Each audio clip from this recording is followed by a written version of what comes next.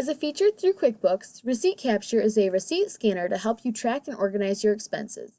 Attach photos from your phone, computer, or even through email. The receipts are saved as a digital file for documentation at tax time. If you want a more organized way to track expenses, save receipts, and stay clutter-free, keep watching to see which method works best for your lifestyle. Today, we will be walking through the receipt capture on a computer. Go to QuickBooks Online and log in. Hover above the Banking tab and select Receipts. There are two options to import the receipts: drag and drop or browse.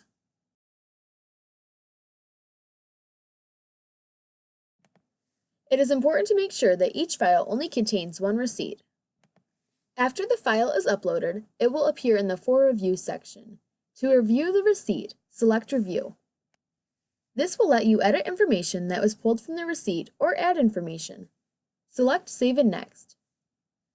It's as simple as that to scan receipts into Receipt Capture. Check out our other videos on different methods to use Receipt Capture.